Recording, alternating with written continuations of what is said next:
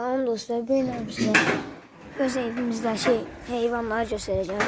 Burası benim öz evimizdir. Diğer çektiğim yerler nenemciliydi.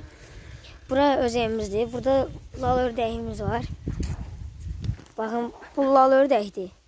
Bunlar səsli, qırqırlı. O lal ördəklə qırqırın qarışığıdır. Gedək o bir heyvanları da göstereyim.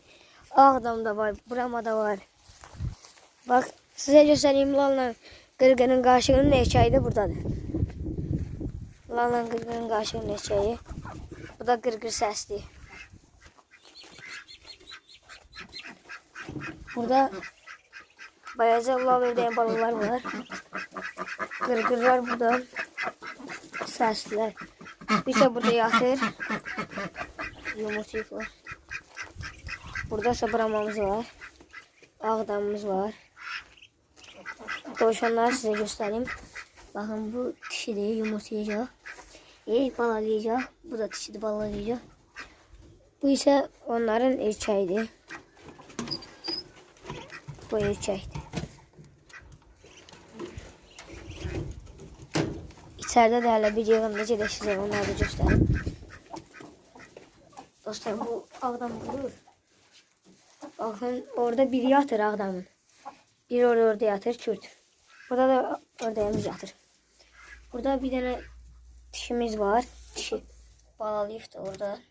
Balalar orada. 5-6 tane balası olmalıdır. Bakın bu ağla o qara o bir etdiyi bir də. O bəyəksi göstərdiyim erkəyin balalardır. Bunlar da onun balasıdır. Bunlar yekə sortlardandır. Bu Kaliforniyadır. Bunlar ise bahadır. Bu dişidir, bu erkek. Bunların ikisi de dişidir. Bunların 4'ü dişidir, bir erkekdir. O qara dişidir, 4'ü erkekdir. Burada ise Kürt yatırlar. Gedək size kuşlarımı göstereyim.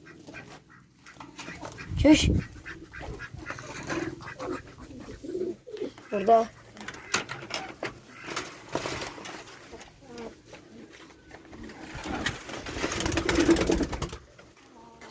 kuşlarımız var. Bunlar baladır.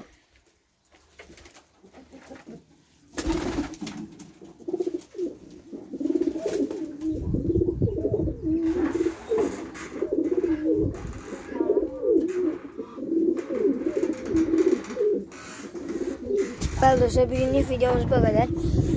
Daha çok videomuzun gəlməsini istərsinizsə kanala abunə olub dəstək olmağı unutmayın.